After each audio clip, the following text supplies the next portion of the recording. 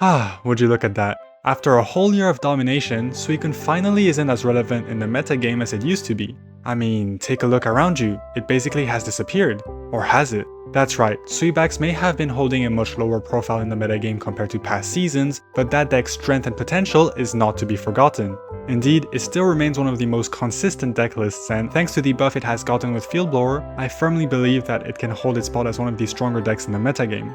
Hence today, I'll be showcasing and analyzing some matches that I had with Suicune Baxcalibur in a 213 player tournament, where I managed to finish top 6. Enjoy! Welcome back everybody for some more commentary and gameplay analysis video on some of the matches I had with Suicune Baxcalibur in a tournament. Now, I am aware that there are a lot of people who dislike this deck, most likely due to the fact that it was so dominant in past seasons and how reoccurring it was. However, I believe that it is important to acknowledge its raw strength, and most importantly, its consistency, which probably will allow it to strive in not only the current meta, but also the future metas. Now, in this matchup, we are against a Zoroark Darkrai. They are now playing the common version, where we see Zoroark Absol Darkrai. They're playing 2 Bombardier and 1 Darkrai. This doesn't change the game plan of our matchup in much ways. As you saw here, we retreated with both after we found Suicune in order to draw more cards, and really the game plan is pretty straightforward. Take a knockout with Suicune on a 2 points Pokemon and follow up with Xianpao in order to take the 3rd point on a 1 pointer. To enact such plan as effectively as possible, we hope to find a FrogEX through that research. Unfortunately, that won't be the case, and that inherently delays us for a turn. Indeed, if we did find, a FrogEX on this turn, we could have had the possibility to evolve into Baxcalibur on the following turn, hence attach energy up front with its ability and an energy to Xianpao through the energy zone. That won't be the case, and we're going to have to deal with the consequences of it. Our opponent attaches a Poison Barb on the back line, goes for a pretty valuable copycat, and we'll be able to full bench in order to hit our Suicune for their max amount of damage.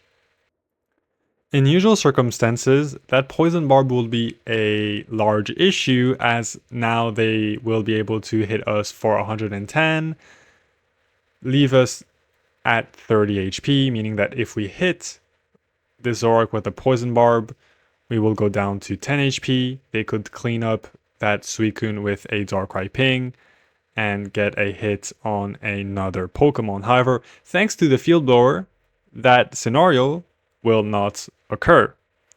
So we will use Field Blower in order to get rid of that Poison Barb, attach an energy from our energy zone to our Suicune EX up front, and hits for 120 damage. Remember how I previously mentioned that we would have to face the consequences of not finding FrogEX early? Well, we're about to face them. Now hang on with me because this is going to be quite a bit of foresight, but that was the foresight that I had into this game at that point of time. So we know that on this turn, our opponent will be able to take the knockout on our Suicune EX. On our next turn, we would have to send our second Suicune EX and dedicate both energies from the energy zone and Baxcalibur's ability to it in order to take the knockout. The issue with not finding FrogEX early is that since we don't have the energy already set up on Xianpao, we won't be able to immediately follow up with the knockout on a 1 pointer. So that would inherently give our opponent a turn to hit our Suicune first and then Cyrus it for the game. However, in this situation, we had almost no cards left in the deck. In fact, I think from that point on, we had only 2 cards left. So Suicune will be able to draw an extra card, and on our following turn, we will draw our whole deck. Meaning that as long as there's no disruption from Mars, we will still be able to evolve into a second Baxcalibur and go for a triple energy attachment to our Xianpao to take the game. They draw their next card. It isn't a Mars, therefore they concede. But that was a very tough match. The next game I would like to showcase is against Altair Gorgeist in top 32. Now, on paper, this matchup is quite decent for Suicune Baxcalibur, especially since people have added a second giant cape to the deck list. However, it can still remain quite tricky, especially to those who are not familiar with the matchup. With this starting hand, obviously we go for research first and then Pokeball to try and increase our odds of finding Suicune. Unfortunately, we won't be able to find it, but that's okay. We still do have the opportunity to do so on our next turn. We have research in hand, and honestly, even without a Suicune, even with a Baxcalibur, we can get ourselves into the game. Our opponent will go for research, start benching Pokemons, bench Pumpkaboo, bench a second Meloetta, and no Swablues on the board, which is quite nice to see. On our turn, we're going to go for research yet again. Find Cape, find Baxcalibur, perfect. We can now retreat onto our Xianpao to prevent our opponent from taking a knockout with Gorgeist, evolve into Baxcalibur, and immediately on the third turn threaten a snipe on any Pokemon on their field. Meaning that if they bench Swablu, we can just go ahead and snipe it. Of course, they could technically put their Plaza down, Swablu down, and go for a sleep play, but that is quite risky, right? So our opponent is going to evolve into Gorgeist. They're going to draw even more cards. They're going to drop that Plaza and start initiating a certain kind of threat, hitting us for 70 damage. I did hesitate to put the cape on this Xianpao, however, I chose not to do so because of the fact that they can just put their training area in order to one-shot it either way for 80 damage. Here we went for a Field Blower to get rid of the helmet, because indeed, if we were to to attack this Gorgeist to take the knockout, which we will by the way, Meloetta behind can clear up Xianpao, dealing 50 damage. So if we did hit into the Rocky Helmet, we would be at 40 HP, so they will be able to take a knockout easily. That's why we used the Field Blower on that Rocky Helmet. At that point of time, we had two potential lines to go ahead and win the game. The first one was to go ahead and dodge the Mega Altaria and take the knockout on Meloetta, potentially another Gorgeist, and finish up Cyrus on the damaged Meloetta on the bench. The second line was to simply knock out Mega Altaria itself. Now, our opponent will decide to come in with Swablu and put us to sleep, just in case we manage to find that second Baxcalibur and start sniping Mons back to back to back. Through our top deck here, we find Copycat, which we are immediately going to use after putting that cape onto Baxcalibur. I'm really happy that we hung onto cape there, because not only would it have been a waste on Xianpao, but that also means that on this next turn, if they take the knockout on our active Pokemon, as long as we find Suicune, we will be able to put cape onto it and hence be safe from our opponent's Sabrina play. Because from there on, that kind of seems to be like that is their only line to win the game. Evolve into Mega Altaria, take the knockout, and win on Sabrina. However, on our 4 cards left in the deck, we have 2 Suicunes, 1 Pokeball, and 1 Baxcalibur. So as long as we don't top deck Baxcalibur, we will be able to take the win. We find Suicune, find Cape, immediately retreat our Frigibax onto it, attach energies up to it, and hit for 100 damage.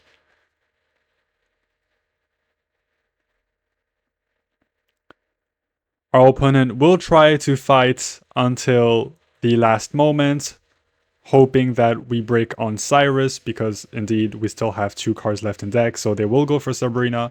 They will retreat onto Meloetta and hit for 50 damage. But what they don't know. We have Cyrus in hand, and we will be able to take the game by then. There it is, Psy Shot, 50 damage, but we have Cyrus in hand. Swoop, bring that to the active spot, and they concede.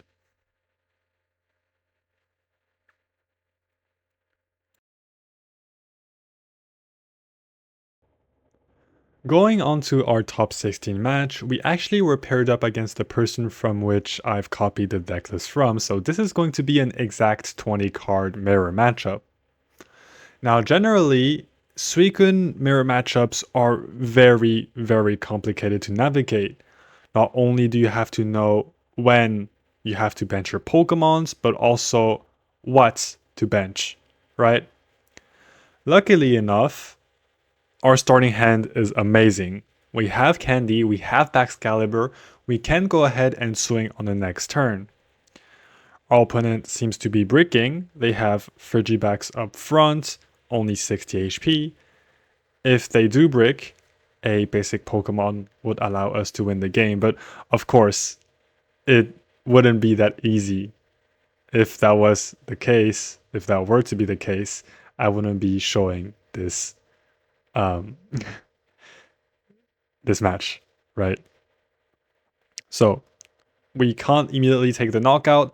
That is fine. We will still evolve onto Baxcalibur, Ice Maker onto our Suicune, Energy up front, and we will as well bench the Xianpao to allow us that on the next turn start setting up a 130 bench snipe threats.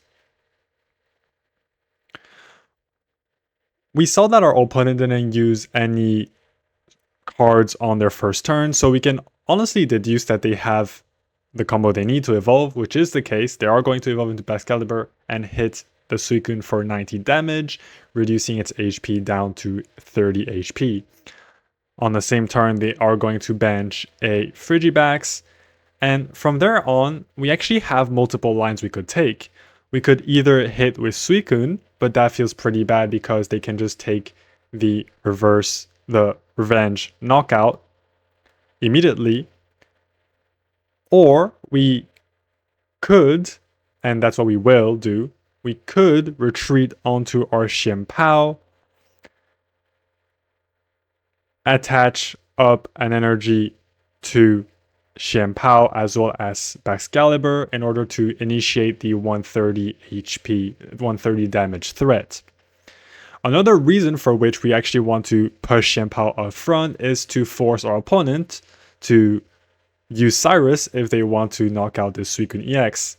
Indeed, if they do use Cyrus right now at this point of the match, it puts us in a pretty good spot, as their only way to take a one-shot knockout will be through their own Xianpao's 130 snipe.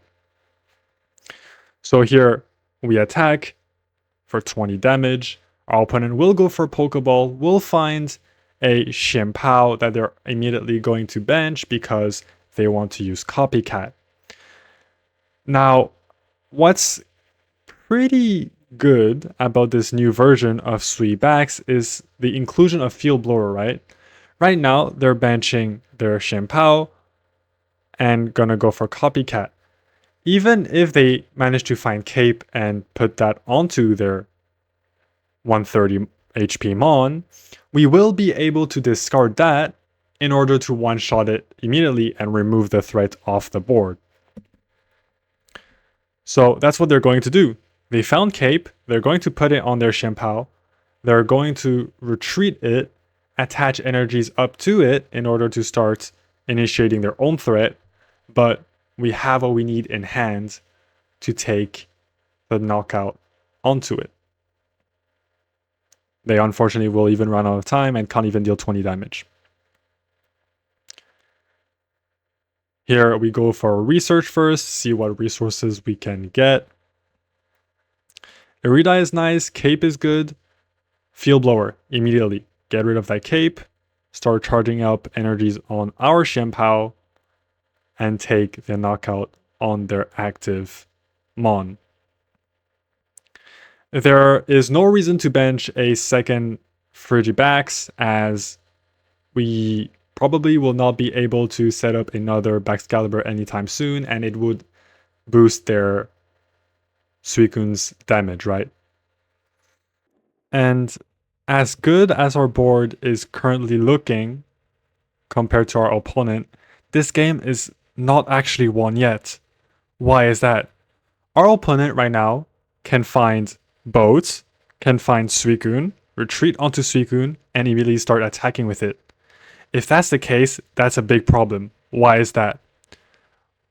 On our following turn, we can nor attack with Xianpao, nor attack with Suicune EX, meaning that if they do manage to get a hit off right now, we would be in big trouble.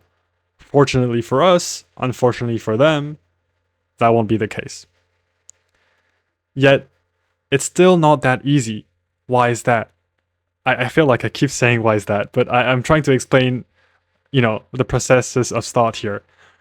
Although our opponent's Baxcalibur is at 80 HP, a Nerida plus Cape allows it to go back to a 140 HP threshold, meaning that our 130 damage wouldn't be enough to one-shot knock it out. If we were to hit for 20 in front, Irida heals front and back. It's basically useless. So the only viable play in this situation is Cyrus onto the Baxcalibur. Why is that? Because if we Cyrus onto this Baxcalibur, we hit it for 20 damage, a Nerida plus Cape won't save it. It will be at a maximum of 120 HP. Not only that, but they need to find a way to retreat it, which is not an easy matter, so they will just concede the game. Alright, that was game 1 of the best of 3. Here, I would like to move on to game 2 and emphasize on the complexity of this matchup. Because yes, it is so intricate that we haven't shown its full complexity. Here, through research, we get really lucky. On turn 1 of the game, we do find FrogEX and have the Candy Baxcalibur combo in hand for our next turn. Although at first sight, hitting first seems to be a very good thing, and it makes sense, in their mirror matchup, it is not necessarily the case, and that is because of the fact that both players are able to control the damage on board. Our opponent knows that we have the potential to hit first. They've just Pokeballed. However, they're not going to bench anything because that's just going to enhance the damage of our Suicune. Hence, they're going to attach energy up front and just pass their turn. So right now, theoretically, we're dealing only 20 damage. If we want to deal 40, if not 60 damage, we ourselves need to bench Pokemon. However, that means it also enhances our opponent's Suicune's damage. And that will lead to them dealing a higher amount of damage, all while being able to heal that 20 damage off through Cape, through Irida, and prevent us from one-shotting it on our next turn. So in this scenario, although it feels bad, we are choosing to only hit for 20 damage to, in some kind of way, bring the question of benching Pokemon back to our opponent. Now it's their turn to decide, okay, shall I bench any Pokemon to enhance my Suicune's damage? Is it worth it? Usually, what hints you that you are able to bench X amount of Pokemon is when you know that on your next turn, no matter how much heals your opponent has on their active Suicune, you will be able to knock it out. All while not knocking yourself out.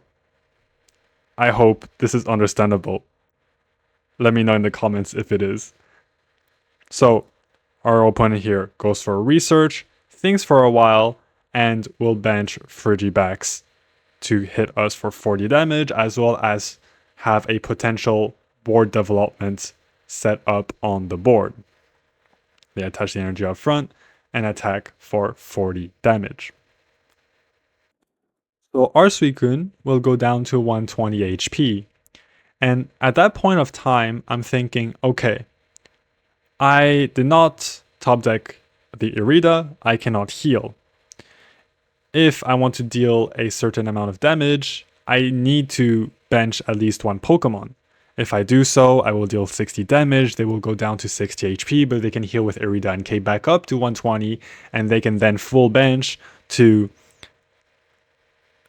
take the knockout with the addition of Field Blower. And them taking the first knockout isn't a great feeling.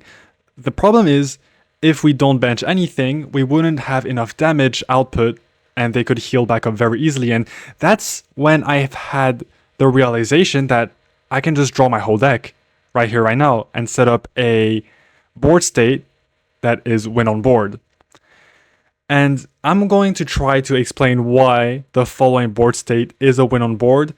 There's not much time to explain, so feel free to pause. I will honestly try to be as clear as possible. In this current board state, our opponent needs to take the knockout on our Suicune EX. The first way they can do so is by benching two Pokemons, Suicune EX and either FrogEX or Xianpao. The issue is, if they do so, we can come in with our Xianpao, take the knockout on their Xianpao or FrogEX, and then follow up with a 130 to finish on Suicune EX that has 40 HP. The other way they can take the knockout is bench their Suicune EX, use Field Blower, take the knockout. The issue with that is that we will be able to take the knockout up front on Suicune EX with our Xianpao ourselves, and then their max damage will be capped at 90 damage with the Baxcalibur they just evolved. 90 plus 90 is 180. We have Irida to heal up to 190, technically, and they would be 10 damage short to win the game, and that will give us enough time to snipe back to back onto either Baxcalibur or the second Suicune EX to take the game. And they've realized that, so they conceded. Alright, I hope this was understandable. I know I went a little bit fast, that I might have even sounded aggressive, but I really wanted to get all of this explanation out in the short amount of time there was left in the gameplay footage. Anyway, going on to the last game that I would like to showcase today is the top 8 actually, match against a Lucario Hitmontop, a new deck that has been rising in popularity lately and honestly isn't bad. It is actually especially good against SuiBax, and despite the great start that we have right now, as you see we have Candy Baxcalibur yet again in our starting hand, you will see that although it seems like we have the game in control, it actually isn't the case. So, obviously, back to our turn, we evolve into Baxcalibur, charge up in energies, and take the knockout on Riolu. What we can expect from the opponents on their turn is a potential retreat with X speed onto a Hitmontop, and potentially use that Hitmontop to stall out another few turns. So the opponent benches Hitmontop, uses X speed, and that's exactly what they do. They will retreat it, attach energy to Riolu to find their Lucario on time, and be able to charge up in energies, allowing it to hit for big damage in the future. Now, if we take the knockout on this Hitmontop right now, the opponent could just come with Mega Lucario EX and sweep our whole board. In order to prevent such thing from happening, I was thinking we could pass the turn, set up Xianpao in the meantime to be able to snipe this Riolu if it does not evolve, and worst case scenario, if it does evolve, snipe it to finish up the game with a Cyrus.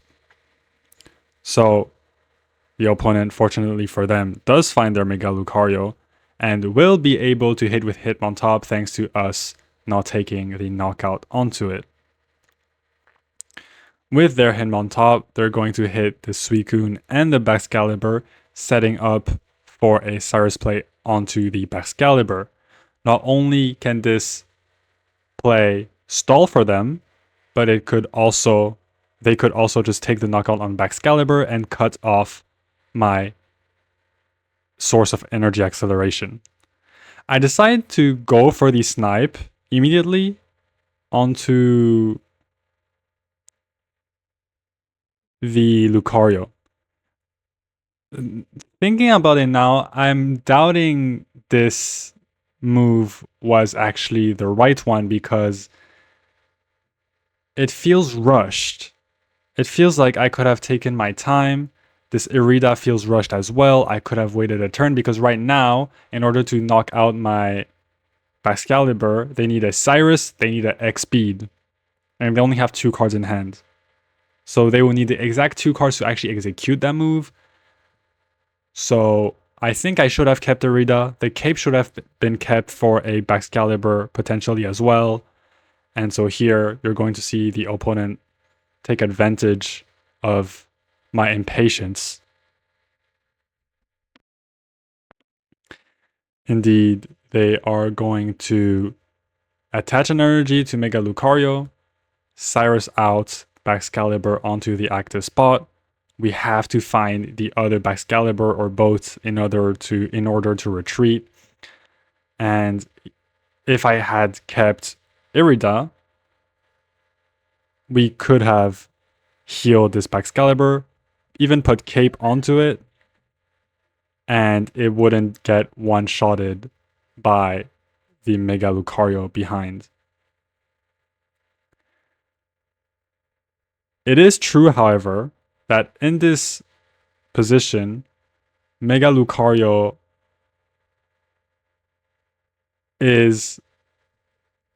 will get one-shotted by Suicune if they ever do come to the active spot, but they top deck PCL, that's exactly what they needed, and I think that's what they were waiting for. And immediately retreat, take the knockout, and from there on, with the capes that are misplaced on our board, with the heals that were misused on our side, the game is basically over if we don't find Baxcalibur, which will be the case. Thank you guys for watching this video. I hope you guys enjoyed. I know this ended up quite messy in the end, especially in the last 2 to 3 games. But hey, let me know in the comments. I'll keep working on my commentary. I'll keep working on my videos. Thank you for all of the support that has been going through in the past month. And I will see you guys another time. Bye bye.